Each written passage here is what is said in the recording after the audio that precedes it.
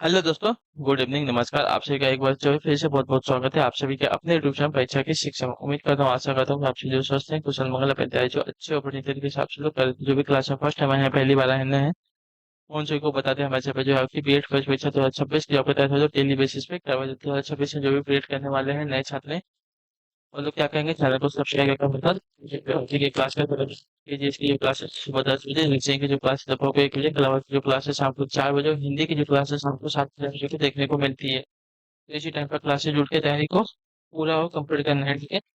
नीचे डिस्क्रिप्शन आपको Instagram Telegram का लिंक मिलेगा, तो इंस्टाग्राम पे फॉलो करेंगे, टेलीग्राम से जाऊंगा, टेलीग्राम से ऊपर डेली बेसिस क्लास का अपडेट, एग्जाम का अपडेट, जो पीडीएफ वगैरह है आपको देखने को मिल जाएगा। तो चलिए क्लास स्टार्ट करें बिना किसी देरी के।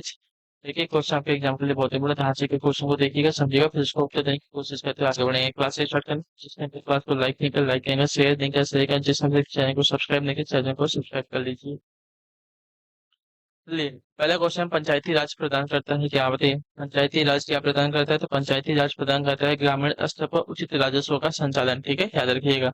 पंचायती राज जो है प्रदान करता है ग्रामीण स्तर पर उचित राजस्व का संचालन, ठीक है, याद रखेंगे, ठीक है। अगले क्वेश्चन को देखें, आपका 77 नंबर 77, ध्यान से देख के बताएंगे, राइट आंसर क्या हो जाएगा। संविधान के अधिकांश अनुच्छेदों को संशोधित करने के लिए कौन सी प्रक्रिया अपनाई जाती है, बताइए। संविधान के अधिकांश अनुच्छेदों को संशोधित करने के लिए कौन सी प्रक्रिया अपनाई जाती है, तो वह प्रक्रिया आपके होती है साधारण बहुमत की प्रक्रिया, ठीक है। ऑप्शन नंबर हमारा जो दिया गया है ए वाला विकल्प आपका राइट आंसर हो जाएगा। चलिए अगला प्रश्न देखेंगे, आपका 78 नंबर। और उत्तर भारत के किस राज्य को जो है स्वायत्ता जिले की व्यवस्था नहीं, बताइए। और उत्तर भारत के किस जिले में जो है स्वायत्ता जिले की व्यवस्था नहीं है, तो इसका राइट आंसर होगा अरुणाचल प्रदेश की, ठीक है। अरुणाचल प्रदेश में जो है स्वायत्ता यानी कि स्वतः के जिले की व्यवस्था जिसमें शामिल नहीं है, ठीक है। तो ऑप्शन नंबर आपका दिया गया सी वाला विकल्प आपका राइट आंसर हो जाएगा। अगले क्वेश्चन की तरफ बढ़ेंगे, ध्यान से देखेंगे, आपका 89 नंबर पर है। संवैधानिक दृष्टि से यदि देखा जाए तो प्रधानमंत्री निम्न किसके समकक्ष होता है, बताइए। संवैधानिक दृष्टि से अगर देखा जाए तो उप प्रधानमंत्री जो है निम्न में से किसके समकक्ष होता है। इसका सही उत्तर आपका हो जाएगा साथ ही यहाँ पर कैबिनेट मंत्री, ठीक है। प्रधानमंत्री जो है कैबिनेट मंत्री के समकक्ष होता है, तो ऑप्शन नंबर जो डी दिया गया साथ ही हमारा सही उत्तर होगा। चलिए अगला प्रश्न देखेंगे, आपका 80 नंबर, बताइएगा निम्नलिखित में से कौन सा कथन आपका सही है।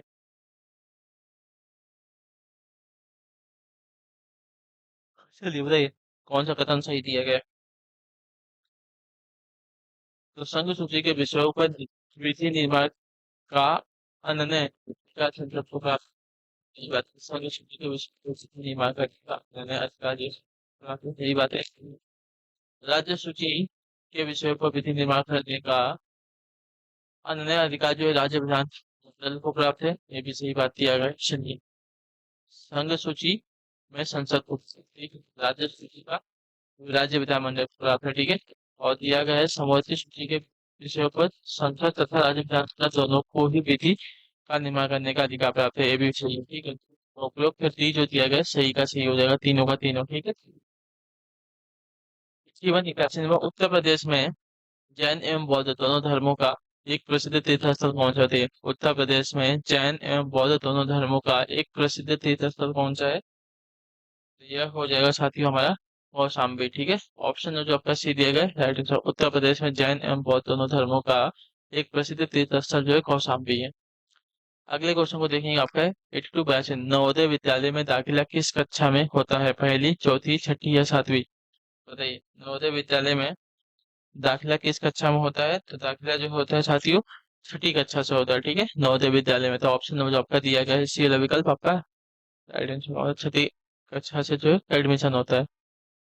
83 नंबर, भारत में प्रथम खुला विश्वविद्यालय कहाँ स्थापित हुआ, बताइए।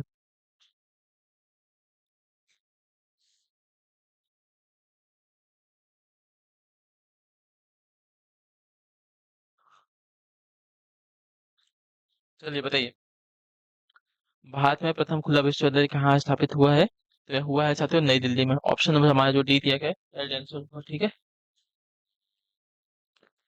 चलिए अगले क्वेश्चन को देखेंगे, क्या दिया गया है आपका 84 नंबर है, बताइए गाइड आंसर। निम्न में से लॉर्ड मैकाले किस एक से संबंधित है? तो लॉर्ड मैकाले संबंधित है आपका अंग्रेजी शिक्षा से, ठीक है। भारत में इन्होंने अंग्रेजी शिक्षा की शुरुआत की थी। तो ऑप्शन में जो आपका सी दिया गया साथियों, राइट आंसर हो जाएगा, ठीक, क्लियर।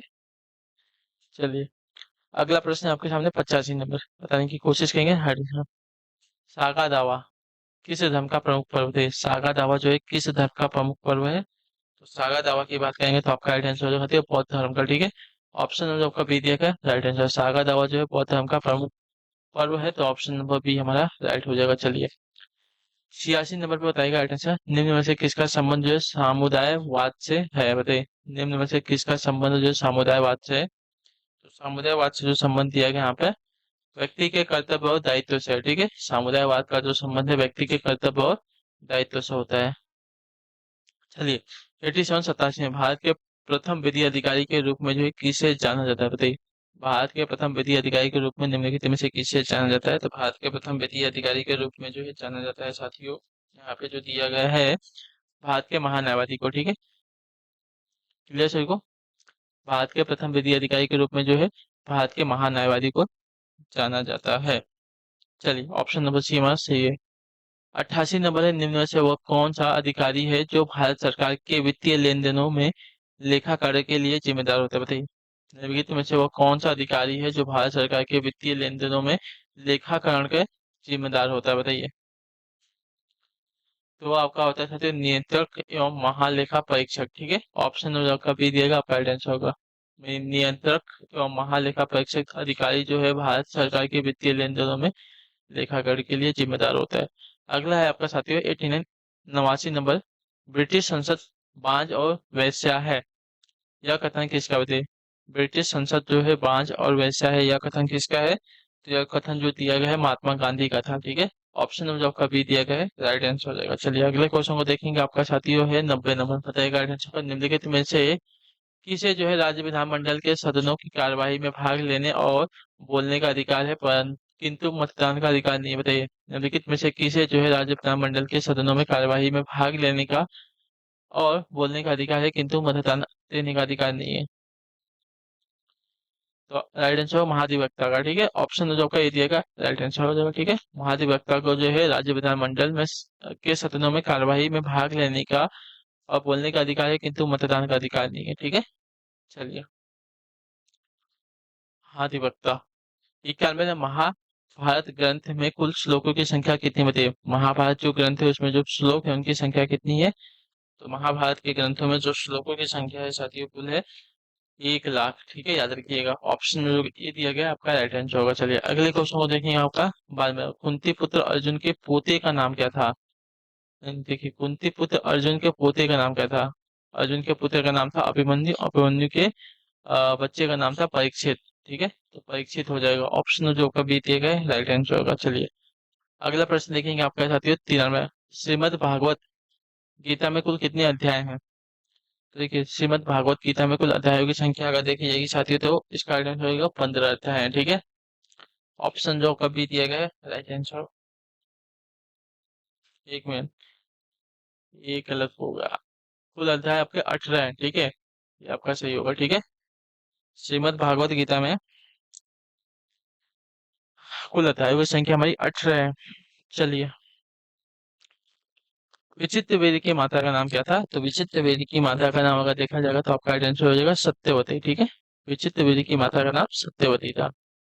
अगला प्रश्न 95, राजा विराट के महल में अर्जुन किस नाम से जाने गए थे? बताइए, राजा विराट के महल में अर्जुन जो है किस नाम से जाने जाएंगे? तो आपका आंसर विरहन्नला, ठीक है। ऑप्शन नंबर डी राइट हो जाएगा। क्लियर सबको? राजा विराट के महल में अर्जुन जो है विरहन्नला के नाम से जाने गए थे।